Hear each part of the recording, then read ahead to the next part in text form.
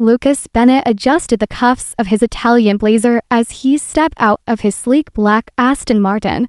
The late summer evening air crisp against his skin. The valet, visibly flustered, rushed to open the door for him, offering a quick nod of recognition. Lucas wasn't just any guest. He was the man who had taken the tech world by storm before his 30th birthday, turning a simple algorithm into a global platform that revolutionized digital security. Now, at 35, he was known as the elusive billionaire who rarely made public appearances, a man cloaked in mystery and prestige. But tonight, he wasn't here for business. The Rose Manor, the city's most exclusive fine dining establishment, glittered with candlelight and crystal under the deep violet sky. Inside, its reputation for flawless cuisine and discretion made it the preferred haunt of politicians, movie stars, and royalty. And tonight, it was hosting the annual Hope for Hearts charity gala black tie auction supporting pediatric cardiac research. Lucas had written a check larger than most of the donations combined. But that wasn't what caught the headlines. It was the final bid of $600,000 on a vague auction item titled, "An Enchanted Evening for Two at Rose Manor with a Special Guest Companion." His assistant, Marcus, had been skeptical. The paperwork was oddly vague. He had said with a frown, "Are you expecting a celebrity chef? A Broadway star?" Lucas had merely shrugged. "It doesn't matter. It's for the kids." He didn't expect what was about to happen next. Clara Hayes tied the final knot in her apron with practiced ease, though her fingers trembled slightly. The rush was just beginning at Rose Manor, and she could already hear the hum of elite conversation, the clink of fine cutlery, and the rhythmic sweep of servers moving through the dining room like dancers in a well-rehearsed ballet. She had worked here for nearly 2 years, juggling the prestigious but demanding job with night classes at the local art institute. Her dream, to one day own a studio where she could create and exhibit her work. For now, she painted between shifts and did commissions for coffee money. Claire, her manager, Veronica, appeared by her side, her expression unreadable. "You're assigned to table 11 tonight. Very important guest. He thinks he's here for some kind of dinner companionship experience." There was a miscommunication from the auction organizers. Clara blinked. "Dinner companion? Like a date?" "Not quite. But he paid over $500,000 for this evening, and we're not going to disappoint him. You're warm, thoughtful. Just stop be conversational. Serve. Engage. Don't overshare." Claire bit her lip. She'd served plenty of wealthy guests. But this was different. Is he expecting someone famous? Possibly. So be gracious. Be yourself, but polished. And for heaven's sake, don't mention your art unless he asks. Nodding, Clara took a deep breath and walked toward the table. Lucas was already seated by the floor-to-ceiling window, the view of the city skyline framed like a living painting behind him. The table was immaculate, silverware gleaming, a single white orchid standing tall in a glass vase. He glanced up as Clara approached, her auburn hair pulled back into a low knot, her green eyes focused and careful. "Good evening," she said, offering a small smile. "I'm Clara. I'll be taking care of you tonight." Lucas tilted his head, studying her. "You're my dinner companion?" Clara faltered for a breath. "I'm your waitress, sir, but I was told to ensure you have an exceptional experience this evening." He frowned, not out of displeasure,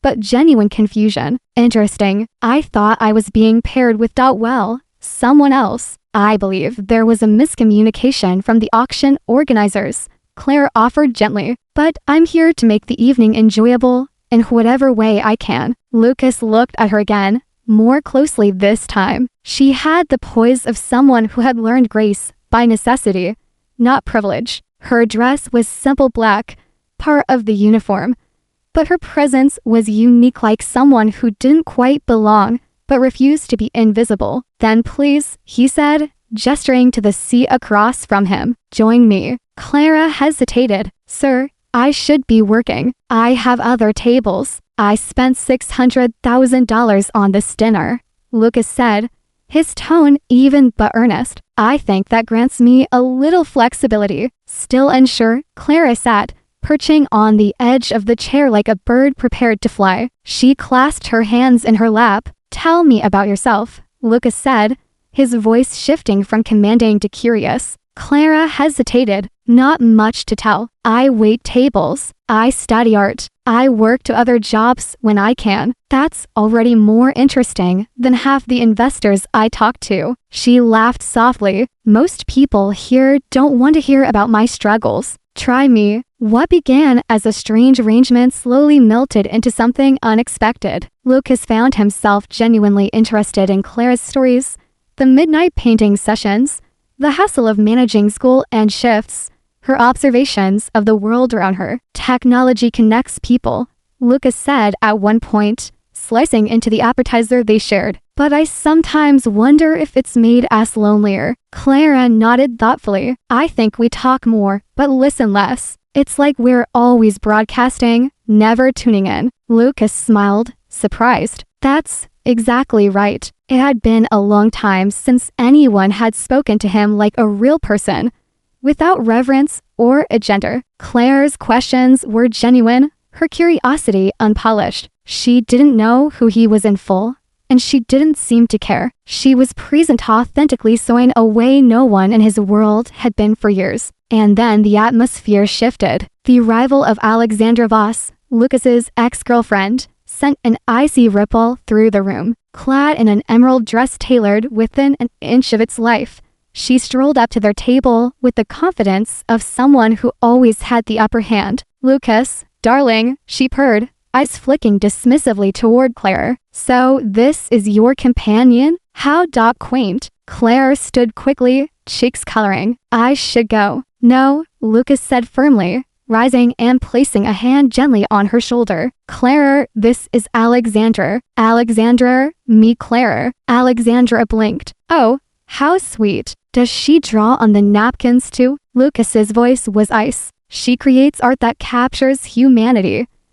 which is more than I can say for some people." Clara met Alexandra's gaze calmly. "Lucas and I were discussing how real creativity often begins where comfort ends." Alexandra, caught off guard, offered only a tight smile before turning away. Lucas watched Clara leave to check her other tables, his gaze following her until she disappeared through the kitchen doors. He had come for an enchanted evening, and somehow, without any glamour or spectacle, he had found exactly that. The tension in the kitchen was electric, punctuated by the clang of pans and the sharp barks of Chef Matthew, the notoriously temperamental head of Rose Manor's kitchen. The dining room may have been an oasis of elegance and calm, but back here, chaos reigned. Claire slipped past a line cook juggling plates of duck confit, barely dodging a waiter spinning on his heel with a tray of bubbling consomme. The prep cook quit. Someone hissed, just walked out. Chef Matthew stood center stage,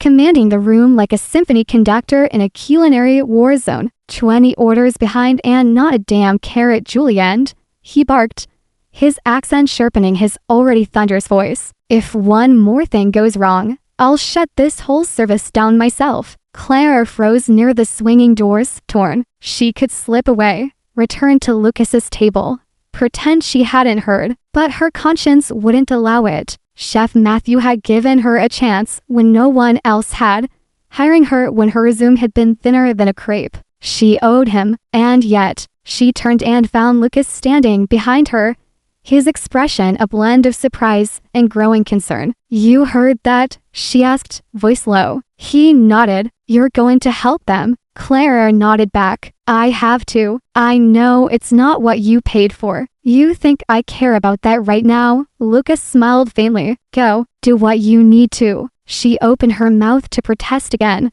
but he cut her off. "You're not alone. I'm coming with you." Chef Matthew nearly burst a blood vessel when Lucas appeared at the prep station, rolling up the sleeves of his designer shirt. "What is this?" "We hosting VIP tours now," Matthew snapped. "I can prep vegetables," Lucas said calmly. "Used to do it in college." Matthew scoffed until Lucas picked up a knife and began slicing zucchini into uniform ribbons with mechanical precision. The chef blinked, then grunted. "Fine. You, vegetable man. Clara, you're running food, and checking orders. And someone get me fresh parsley before I commit murder. The next hour unfolded like a fever dream. Clara darted between dining room and kitchen, managing flustered servers and concerned guests while Lucas became a one-man prep line, knocking out garnish after garnish with surprising ease. He sweated, he cursed, and, to his own surprise, he smiled. For the first time in years, he felt useful, present, real. During a brief lull, Clara paused at the counter, watching Lucas dice onions with effortless rhythm. Her sketch pad, ever present in her apron, found its way into her hands. In swift strokes, she captured the immense focus in Lucas's brow, the gleam of sweat at his temple, the way the kitchen's chaos swirled around him yet never touched him. "Is that me?" he asked, glancing over. She startled. "It's just a sketch. Nothing serious." Lucas plucked the paper from her hands gently before she could crumple it. He studied it in silence. "You cut everything," he murmured. "Not just how it looks, how it feels." Clara flushed, but didn't look away. "Do you always do that? Capture the truth in people?" She shrugged. "I try. It's a rare gift," Lucas said softly. "Don't hide it." Their moment was interrupted by a soft, clear voice behind them. "Excuse me." Clara turned to see a silver-haired woman standing in the kitchen doorway. Tall, elegant, dressed in a midnight blue gown. She radiated quiet authority. Every chef in the room froze. "Mrs. Adeline Pierce," Clara whispered, or in her tone. Lucas raised an eyebrow. "Should I know her? She owns the Pierce Gallery, one of the most important art patrons in the country." Mrs. Pierce stepped forward, eyes on the sketch Lucas still held. "May I see that?" Lucas handed it over. She studied the piece with a critical eye. A pause, then a small, appreciative nod. "Who did this?" "I did," Clara said, her voice barely audible. Mrs. Pierce looked her up and down. "You work here?" "Yes, ma'am." "And you draw like this between courses?" Clara opened her mouth, but no sound came out. Lucas stepped in. "She's being modest. Her work is extraordinary. This is just one of dozens she carries with her." Mrs. Pierce turned to Clara. "I want to see more. Do you have a portfolio? Some sketches? A few paintings? Nothing formal. Bring them to my gallery Monday morning. No excuses." Then she turned and disappeared as quickly as she had come. Clara stood stunned. "Did that just happen?" she asked. Lucas grinned. "It did." Before they could celebrate, the swinging doors burst open again. Enter Victoria Langston, Lucas' former fiancée, clad in a white silk gown and flanked by two equally polished women. She paused to take in the scene. Clara flushed and flower streaked, Lucas still holding a paring knife. The chaos of the kitchen buzzing round them. "Lucas," she said, lips curling. "How unexpected. Playing house with the help." Clara's expression shuddered instantly. "Victoria," Lucas said, voice like steel. "This is Clara." "Clara, unfortunately, this is Victoria." One of Victoria's friends arched a brow. "Is this some kind of performance art?" "No," Lucas said. "This is life. Real life. You might want to try it sometime." Victoria turned her icy gaze on Clara. "Do you honestly think someone like him would ever take someone like you seriously?" Clara's chin lifted. "I don't need to be taken seriously by someone who only sees surfaces." Victoria laughed. "Oh, she's cute. Naive, but cute." "Enough," Lucas said, stepping forward. "You're not welcome here." "I see," Victoria said smoothly. "So this is real for you." Lucas didn't blink. "It is." Later, after the rush calmed, and the kitchen returned to something resembling order,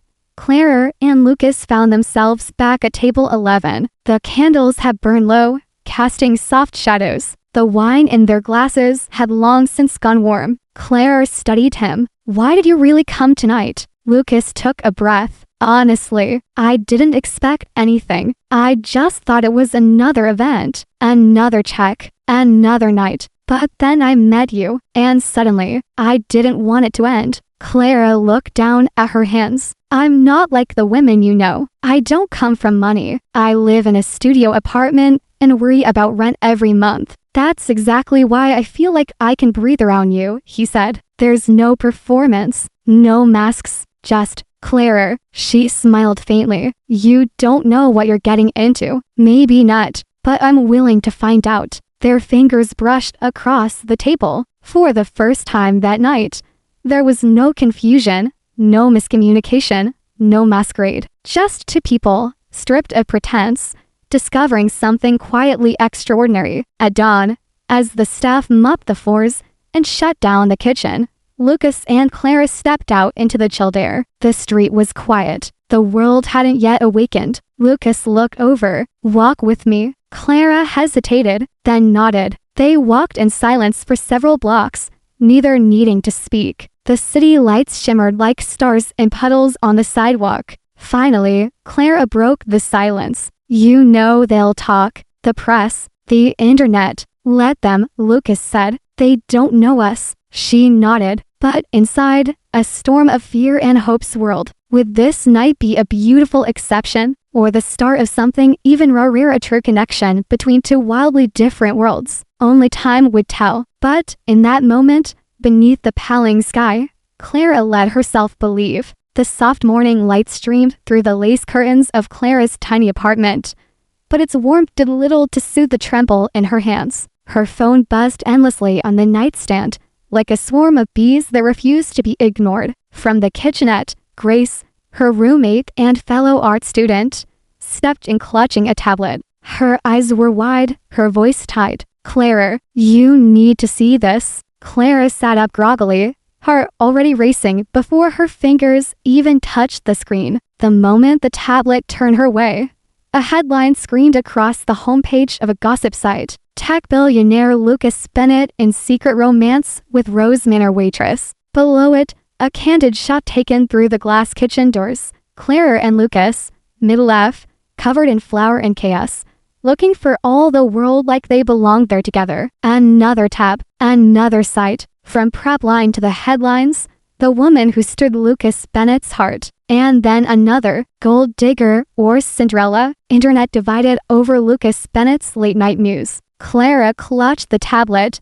her mouth dry. The photos were everywhere from obscure blogs to national headlines. Social media was on fire with speculation, judgment, and far too many comments. How did they even get that picture? She whispered. Someone at the restaurant must have sold it. Grace sat beside her, scrolling rapidly. They're picking apart everything. Your hair, your outfit, your, God, Clara, they even found your old student blog. No, no, no. Clara jumped to her feet, pacing. Her breath came fast, eyes wide. This isn't just embarrassing. This could ruin everything. Rose Manor, my classes, the gallery meeting, Mrs. Pierce might cancel. You need to call Lucas, Grace said. Clara grabbed her phone. Lucas was already in damage control mode. His penthouse office overlooked the skyline, but he barely noticed as Marcus, his assistant, burst through the glass doors unannounced at a breach of protocol that would normally warrant a stern glare. Today, it went unchallenged. Sir, it's everywhere, every outlet, every feed. Marcus tossed down 3 major newspapers. Each bore a variant of the same image and storyline. Lucas scanned the headlines, his expression hardening with each line. How did it leak? We're still tracing it. The current theory is that someone from Rose Manor sold the story. Maybe staff, maybe a guest, possibly Victoria. Lucas's jaw tightened. He pushed the papers aside. The board wants a meeting, emergency session, this afternoon. Lucas didn't respond. His eyes were already scanning his contact list. When Clara's name appeared, he hit dial. She answered on the first ring. Lucas, I'm so sorry. I never wanted this kind of attention. Clara, he said gently, this isn't your fault. Are you all right? Has anyone come to the apartment? There are reporters downstairs. Grace said the landlord won't let them in. But you're safe. That's all that matters. Lucas, maybe we should stop seeing each other. This could hurt your company, your reputation. Let me worry about my company, he said, firm now. The real question is, do you want to stop seeing me? There was a long silence on the other end. No, she whispered, but I don't know if I'm strong enough for this. Lucas's voice softened. You are more than you know. Meet me at Pierce Gallery this afternoon. I have an idea. Pierce Gallery gleamed like a cathedral of light and ambition, nestled in the heart of the city's arts district. Inside, the white walls glowed with the morning sun as Clara stepped cautiously into its sullen sanctuary. Lucas stood with Mrs. Adeline Pierce near a triptych of moody abstract paintings, deep in conversation. Miss Hayes, Mrs. Pierce greeted with a knowing smile. Your timing is impeccable. Lucas has been singing your praises for an hour. Clara flushed, feeling uncomfortably like a student presenting a project to a jury. I brought some pieces, she said, lifting her modest portfolio. Adeline led her to a private viewing table. Clara laid out sketches of bus stops, grocery store cashiers, sleepy-eyed baristas. Her people lived in the margins between moments, captured with clarity and grace. You see people, Miss Hayes, Adeline said at length. Really see them? That's rare. She tapped a drawing of a dishwasher in profile, steam curling round his shoulders like a cloak. Would you be interested in a solo show? Clara stared, stunned. A show, like, in this gallery, 3 months from now, we'll market you as a debut artist with raw brilliance. Price the pieces seriously. See how the world responds. Lucas placed a hand on Clara's shoulder. Say yes, you deserve this. Clara looked from him to Adeline. Yes, I'd be honored. But not everyone was celebrating. As they exited the gallery, a man in a tailored navy suit leaned against a Rolls-Royce parked just beyond the sidewalk. Lucas, he drawled. Congratulations on the whirlwind romance. Lucas stopped. Oliver Chen, rival tech magnate and opportunistic vulture, smiled like a man who smelled blood in the water. You do realize how this looks, don't you? Dating a waitress turned media darling? The optics are concerning. Investors are twitching. Lucas kept his voice even. My personal life isn't your business. When your personal choices affect public confidence, they become everyone's business. Clara stepped forward. I'm not dating up. I'm not some project or face. I work hard. I'm an artist, and I support myself with honest labor. Oliver tilted his head mockingly. Charming, but let's be realistic, dear. Men like Lucas rarely make permanent commitments to novelties. Lucas stepped in front of Clara. You're out of line. Just preparing you for the board's reaction, or the shareholders, or the next press cycle. People like you, he pointed at Clara,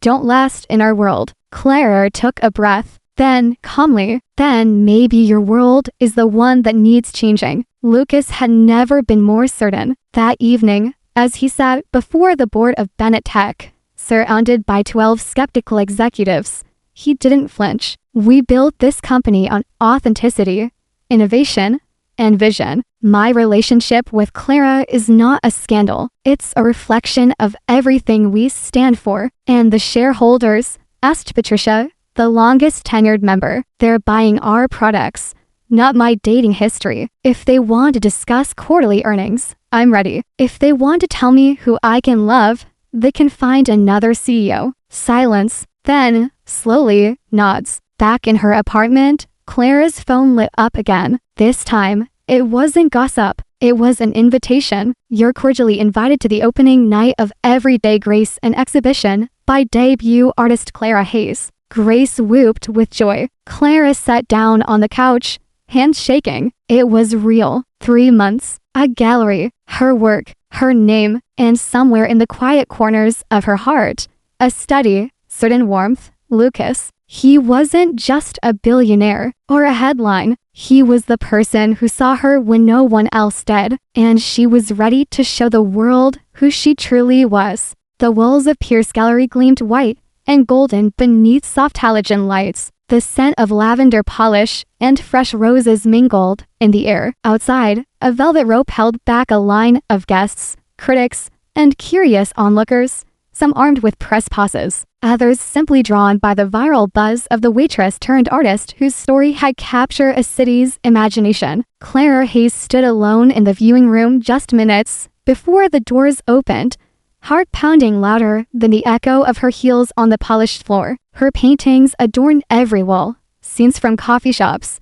laundromats, bustling bus stops, quiet sidewalk sketches stolen from ordinary lives and reframed in brush and ink. But now they weren't just hers. They belonged to the world. She wore a dress she had designed and sewn herself, cream silk with hand-painted florals trailing across the hem. Her hair was swept up into an elegant twist, but a single curl refused to stay pinned. She let it fall. Lucas entered the room like the calm before a storm. "They're lining up around the block," he said, offering a small smile. Adeline says she hasn't seen this kind of buzz since a Rothko retrospective. Claire exhaled. "I still can't believe any of this is real." He stepped closer, lifting her hand and pressing his lips to her knuckles. "It's real. You made it real." The doors opened. The next 2 hours passed in a blur. Critics murmured with admiration. Collectors scribbled down prices. Reporters snapped photos of Clara beside her most talked about piece, a sweeping canvas that captured the kitchen chaos of Rose Manor during the night she met Lucas's swirl of motion and emotion, anchored by 2 figures side by side in the storm. "It's like she paints with empathy," one guest said. "You can feel the soul in the scenes. The kind of art that turns the mundane into something mythic," another murmured. Clara barely had time to breathe. Lucas never left her side. Grace arrived late, breathless, having sprinted from class. She threw her arms around Clara and whispered, "You're magic. This is history." Adeline raised a toast near the gallery's central sculpture. "Ladies and gentlemen, this evening we witness not just the debut of a new artist, but the emergence of a voice our city didn't know it needed. Clara Hayes sees us, and tonight, we see her." Applause filled the gallery. Claire felt tears sting the corners of her eyes. But perfection, like all moments, was fragile. Outside, a sleek black SUV pulled to the curb. Victoria Langston emerged, flanked by a camera crew and a gossip blogger known for predatory exposes. Lucas saw her first. "What is she doing here?" Claire turned just as the lights of the crew cut across the gallery windows. "Lucas Bennett, Claire Hayes, can we get a comment on your engagement?" the blogger shouted. "We're not," Clara began, but the flashbulbs drowned her out. Victoria's voice rang like a bell. "I think the public deserves to know whether Mr. Bennett's latest philanthropic project is love or a PR distraction." The room fell into stunned silence. Lucas stepped forward, voice tight. "You need to leave. Or what? You'll silence every journalist who asks uncomfortable questions?" Victoria gestured to the cameras. "The people want to know if she's really just playing a role in your rebranding campaign." Clara stepped beside him. Her voice was soft but steady. "If you want to know if I'm real, look around. This work is mine. My life is in these frames. My truth, not his, not yours. Mine." The blogger hesitated. A murmur of agreement spread among the guests. Adeline narrowed her eyes at Victoria. "You said enough," she said. "This gallery does not tolerate spectacle." Security escorted the intruders out. Victoria locked eyes with Clara one last time, a look not of hatred but fear, because Clara was winning. Later that night, after the last glass of champagne had been sipped and the last guest had gone home, Clara stood alone before the kitchen painting. Lucas came to her side. "She won't stop," Clara whispered. "The press, the rumors, people like her, let them talk," Lucas said. "I've lived most of my life in curated silence. You made me want something real. And if that comes with war," Lucas took her hand, "then we go to war together." A week later,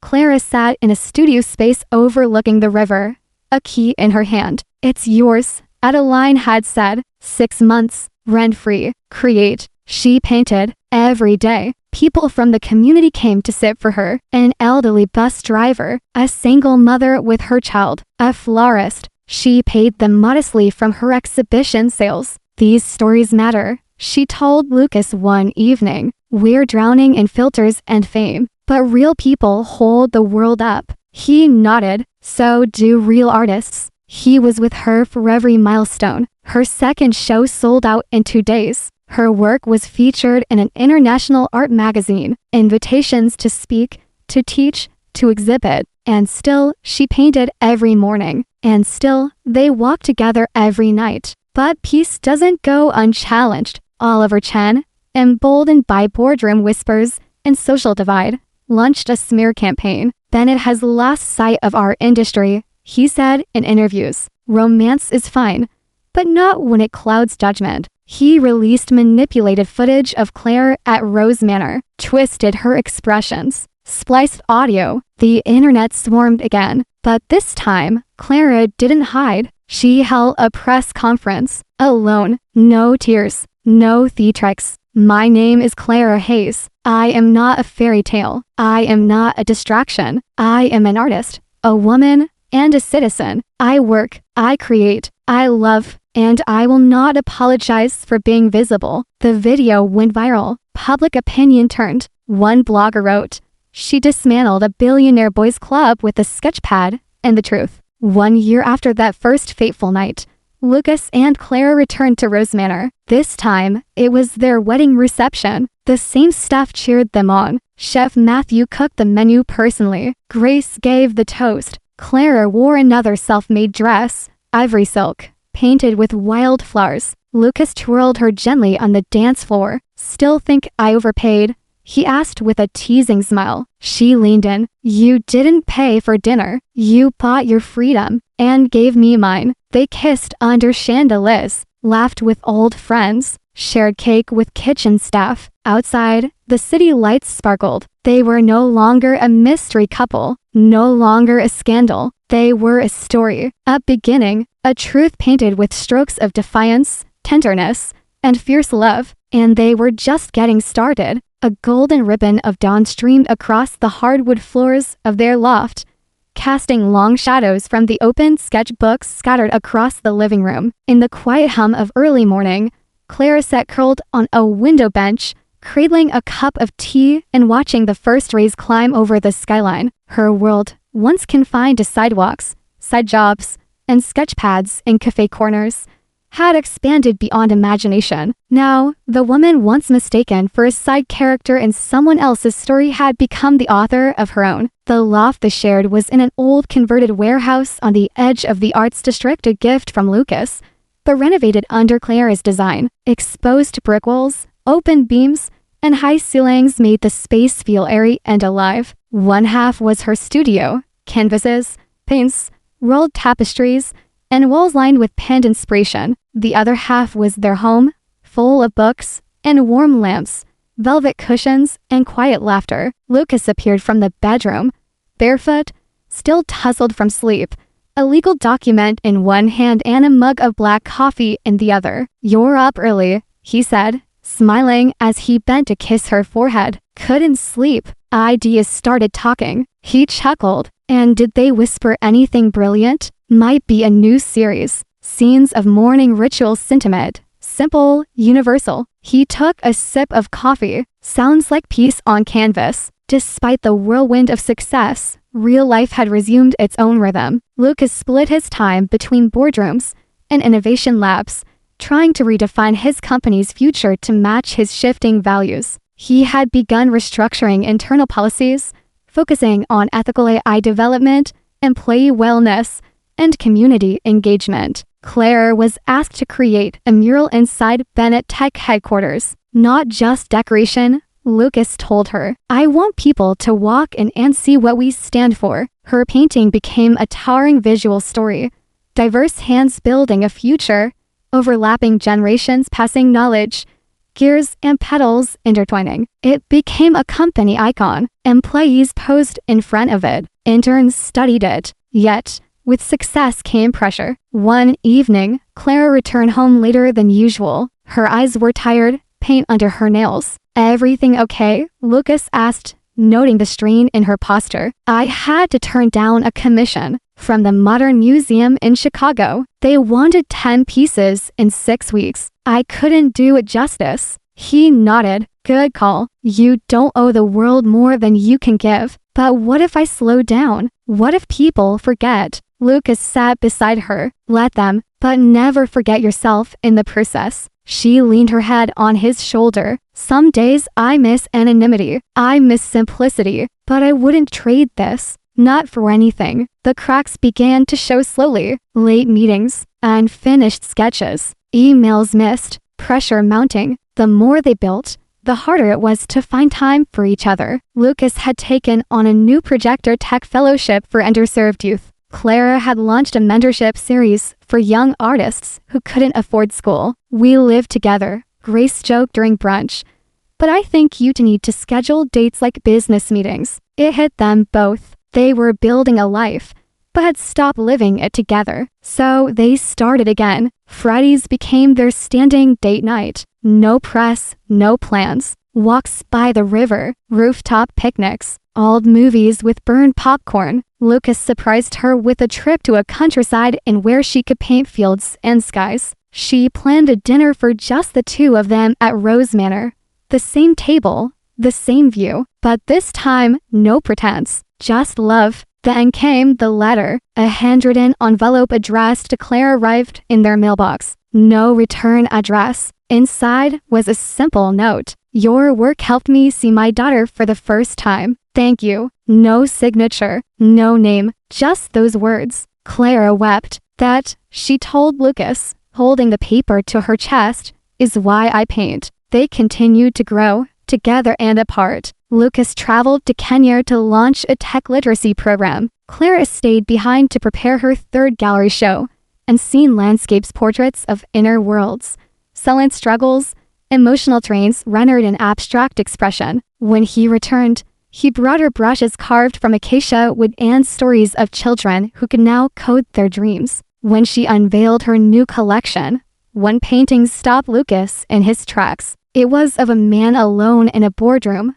windows wide, but heart closed, and beside it, a second painting, the same man, holding hands with a woman on a bench at sunrise. I call it before and after. Lucas touched her cheek. I know both of those men. Thank you for saving the second one. They bought a piece of land north of the city. For when we need quiet, Clara said. For when we want to plant things, Lucas added. They built a greenhouse, planted tulips, started growing herbs. Sometimes they invited local kids to sketch vegetables and flowers. Sometimes they just sat on the porch and watched the wind move through the trees. Years passed. Clara's name was etched into art history books. Lucas transformed his company into a benchmark for humane innovation. They married again, privately this time, just the two of them, under an apple tree in bloom. They adopted a dog, named him Edison. They fought sometimes, over forgotten anniversaries, over burnt toast, over the silence that sometimes crept in. But always, they returned to the table, the one at Rose Manor, the one in their kitchen, the one by the studio window, to talk, to hold hands, to start again. One fall morning, Clara gave a lecture at her alma mater. She stood in front of 300 art students and told them this. You don't need permission to begin. You don't need perfection to be valuable. Start with what you have. Sketch the life you want. Trust that it matters. A student raised their hand. How do you balance love and ambition? Clara smiled. You don't balance them. You blend them. You choose someone who understands that love is a canvas to sometimes messy, sometimes unfinished, but always worth the work. Lucas met her at the back of the auditorium. He handed her a single sunflower. Ready to go home, she took his hand. Always. Outside, the wind carried the scent of turning leaves. And somewhere, in the storybook skyline of their lives, the next chapter waited to be written. With laughter, with effort, with truth, with love drawn in bold strokes, and color that never faded. The winter came early that year, frosting the windows of the loft with delicate etchings that looked like Clara's brushstrokes. The city outside slowed to a quiet hum, its rhythm softened by the hush of snow. Within their home, time felt suspended. Logs crackled in the fireplace. Edison, their aging golden retriever, snored at the foot of the couch, and in the glow of evening, Clara leaned against Lucas, a sketchpad on her lap, and a blanket wrapped around them both. You ever think about what comes next? She asked softly. Lucas turned slightly. For us, she nodded. For our lives, our work, our legacy. He thought for a moment. I used to think legacy meant buildings with your name on them. plex, awards. But no, I think it's the lives you shape, the truths you protect. She drew a lazy circle on the pad. What if we built something together? Not just a home or a life, something for others. Lucas smiled. Tell me more. That conversation became the seed. Over the next 6 months, the idea grew into the Millionaire project, a non-profit initiative housed in an old warehouse near the riverside, renovated into a multidisciplinary art and tech incubator. It offered scholarships for underprivileged youth in art and coding, provided free studio space to emerging artists, and hosted a gallery where exhibitions and invention merged. Lucas used his business savvy to handle logistics, funding, and partnerships. Clara curated the space, mentored the artists, and designed the ethos. No one gets turned away for lack of money, she said during the launch. Art is a right. Expression is a right. Critics called it visionary. Some competitors called it naively idealistic. But people kept showing up, and the waiting list grew. The opening night of the Millionaire project was unlike any gala the city had seen. Gone were the designer gowns and hushed judgments. Instead, local kids displayed digital sculptures alongside grandmothers who painted watercolors of their neighborhoods. Teenagers showed off game prototypes next to veterans writing poetry. Clara floated through the crowd, hugging artists and listening to every story. Lucas watched her with admiration that never dulled. This is your masterpiece, he whispered as they stood in front of a collaborative mural created by 30 anonymous hands. No, she replied. This is ours. But building something real always invites resistance. A city council member attempted to block funding after conservative groups labeled the Millionaire as culturally disruptive. Lucas offered to cover the shortfall personally. Clara refused. This isn't just ours to fund. It has to be community-owned, shared, defended. So they hosted story nights, free workshops, school field trips. Clara painted on walls while children watched, and the city stood behind them. The bill passed. The Millionaire stayed. Meanwhile, Clara's art evolved. Her new series, Inheritance, explored generational trauma and healing paintings layered in textures that told stories of migration, motherhood, identity, and silence. One piece featured a woman split in two, one side carrying grocery bags, the other lifting a torch. It's my mother, Clara told an interviewer, and every woman who builds empires between errands. Lucas's new tech venture focused on accessibility, AI-powered tools for the disabled, language learning software for refugees, and anti-bias algorithms. When asked why he changed direction, he said simply, because impact should be more than measurable. It should be meaningful. On their 3rd anniversary, they returned to the countryside retreat. Clara packed watercolors and notebooks. Lucas brought novels and seeds for spring planting. They spent the weekend in slippers, cooking soup and writing letters. We should build a second cabin, Clara mused one morning. A place for retreats, artists, teachers, caretakers who need rest. Let's call it the Quiet House, Lucas said. Let's make it real, Clara replied. By summer, the foundation had been poured. Then, news arrived that changed everything. Clara sat in the doctor's office staring at the sonogram screen. Her breath caught as the flickering image pulsed with life. You're 12 weeks along, the doctor said, smiling. Heartbeat is strong. She floated out of the clinic, heart thundering. Lucas was waiting outside, leaning on the car. She handed him the printout without a word. He studied it, looked at her, then broke into a smile so wide it lit the parking lot. We're having a baby, he whispered, eyes shining. We are. Pregnancy changed everything and nothing. Clara painted slower, but deeper. Lucas restructured his calendar, refusing travel offers. They read books, built a crib, argued about paint colors. Grace wear upon a blanket. Adeline cried when she heard.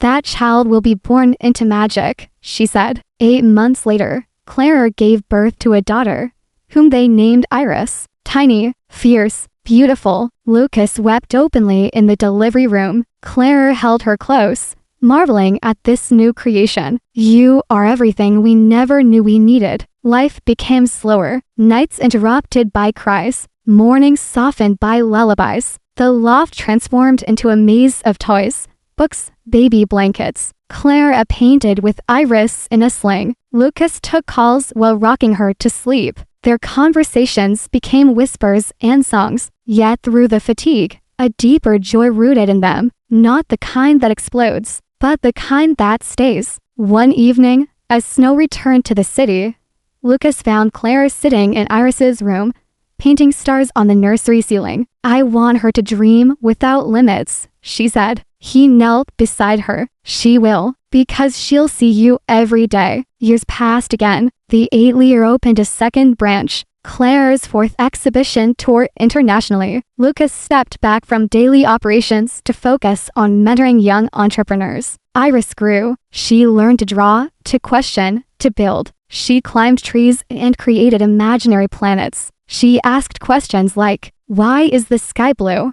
Why do people fight? What does love look like?" Claire answered by showing her art. Lucas answered by showing her devotion. On Iris's 5th birthday, they returned to Rose Manor. Table 11 was waiting. The staff remembered. The orchid centerpiece was identical. The view unchanged. Iris sat between them, swinging her legs. "This is where you met Mama. This is where our story began," Lucas said. "Do all stories start at dinner tables?" "The best ones do," Clara smiled. They toasted to the past, the present, and everything they never expected. And when Iris leaned her head on her mother's arm, Clara kissed her curls and whispered, "This table gave me more than a meal. It gave me you." Legacy is not fame. It is not noise. It is not monuments. It is a quiet ripple across time, a love that outlives titles, a child who creates new worlds, a table where stories are told, a truth that endures, and to people who once met by accident, who chose,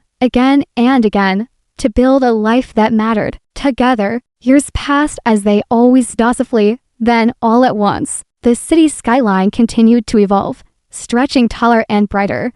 But within the rhythm of progress, certain things remained unshaken. The loft stayed filled with music and brush strokes, laughter and the occasional tantrum. The 8-year project expanded to 3 cities. Lucas became a sought-after speaker in ethical innovation. Clara was awarded the National Arts Medal, and later, the International Human Spirit Award for her contributions to accessible art. But the honors never changed who they were. Fame had flirted with them, but never found a home in their hearts, because their truest treasure was never in galleries or boardrooms. It was in Sunday mornings, when Iris would climb into their bed with a sketchbook and 1,000 questions. It was in rainy afternoons, when Clara and Lucas would sit by the fire, mugs in hand, reminiscing over meals shared at the old wooden table in their kitchen. It was in the silence between moments, the looks, the touches, the enduring presence of choosing one another over and over again. On Iris's 10th birthday, Clara gifted her a leather-bound journal. "For your thoughts," she said, "or your questions, or the dreams you don't know how to say yet." Iris opened it slowly, reverently,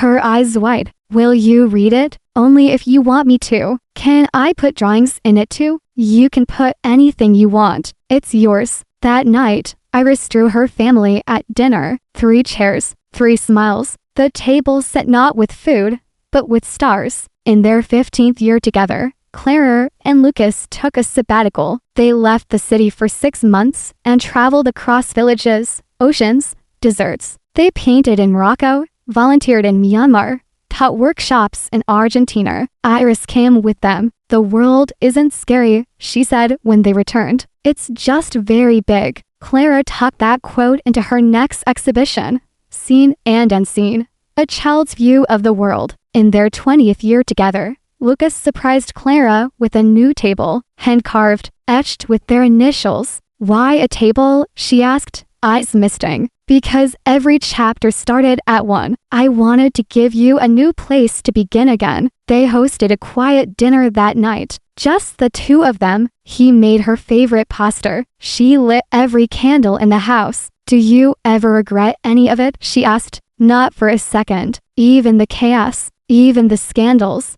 because it led to you. She reached across, took his hand. It led to us. As they grew older, the city seemed to slow with them. Clara spent more time in the greenhouse. Iris, now an artist in her own right, taught drawing to children in the Aliers community program. Lucas took up woodworking. I just like building things that don't crash, he joked. They created a small library in the countryside cabin, filling it with every letter, every sketch, every note they'd ever written to each other. It became their archive, not of fame, of feeling. In their 25th year together, Clara held her first retrospective. You captured the invisible, one critic said, and made it unforgettable. But when asked what piece meant the most, she pointed to a simple charcoal sketch tucked in a far corner, 2 hands across a restaurant table. Because it was the first, she said, and everything grew from that. Lucas and Clara grew gray together. They argued about politics, adopted another dog, buried Edison in the garden under a rosebush. They held each other through health scares, supported friends through loss, and never stopped attending each other's talks, shows, dreams. Their love was no longer cinematic. It was sacred. One evening, decades after their story began, Clara sat by the window of their home, wrapped in the shell Lucas had woven for her during a winter he'd spent snowed in with a loom and YouTube tutorials. Iris, now grown, came to visit with her partner and their own daughter, a wide-eyed child with paint on her fingers and a story in her smile. Tell us again, the little one asked, curling up in Clara's lap. How did you and Grandpa meet? Clara laughed, glancing toward Lucas in the kitchen. It started with a misunderstanding, a charity dinner, and a very determined man. Lucas walked in with tea. Don't forget the flower fight, and the kitchen disaster, and the angry chef, and the woman who changed everything. Their granddaughter clapped. It sounds like a movie. Clara smiled. No, sweetheart. It was a table, and to people who stayed. When Clara passed, Lucas painted for the first time. He filled an entire canvas with a single image. A chair pulled out from a table, sunlight streaming across it, an empty cup, a folded napkin, a flower resting beside a sketch pad. It was displayed in the Aliers entrance for years. No title, no signature, only a plaque beneath it. She saw us all, and loved anyway. Lucas lived long after. He wrote letters to Iris and her children, taught coding in high schools, walked every Sunday to Rose Manor and sat at table 11 alone, smiling at memories. On the 100th anniversary of the Alier project, a statue was unveiled in the central courtyard. Clara and Lucas seated at a table, holding hands, laughing. The plaque simply read, "For those who believe love is a beginning, and choose it again and again." Because some stories are not fairy tales. They are blueprints. They are soft revolutions. They are proof that love doesn't require perfection, only presence, and a place to sit down, together,